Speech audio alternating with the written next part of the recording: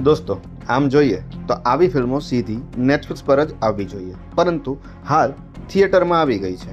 નામ છે કબંદા, જે 2 કલાકની અંદર પૂરી પણ થઈ જશે. આમ જોઈએ તો આ એક ડાર્ક થ્રિલર નામની ફિલ્મ કહી શકાય. અને આમ જોવા બેસીએ તો ડાર્ક થ્રિલરનો ફેન બેઝ બહુ ઓછો હોય છે, કેમ કે એમાં વિચારવું વધારે પડે છે. હવે વાર્તાની વાત કરતાં પહેલાં કબંદા નામના એક્સપેક્ટેશનથી જો ફિલ્મ જોવા જશો તો નિરાશ થશો.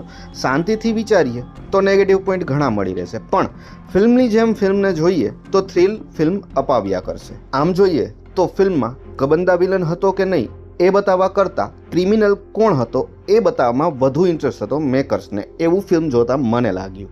ફિલ્મના પોઝિટિવ પોઈન્ટની વાત કરું તો એક્ટિંગ અને બીજીએમ મને પર્સનલી ગમ્યા.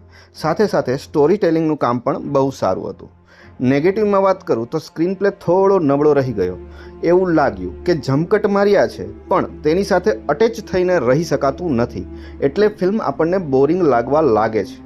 વધુમાં કહી દઉં તો ફિલ્મને લાલચ સાથે કોઈ લેવા દેવા નહોતું એવું લાગ્યું. બસ ફિલ્મમાં વેદાંત નામના કેરેક્ટરને વધુ ડેવલપ અને એના પાસ્ટ ટ્રોમાને વધુ ડાર્ક બનાવ્યો હોત તો ફિલ્મમાં કદાચ વધારે મજા આવત. થોડીક એવી સ્પોઇલરની વાત કરું તો ક્લાઇમેક્સમાં સાવ થાપ ખાઈ ગયો હોય એવું લાગ્યું.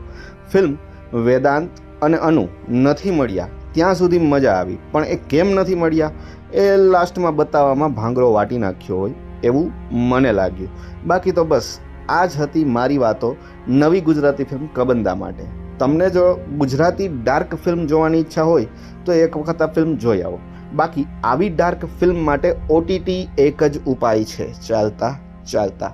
જય હિન્દ, વંદે માતરમ.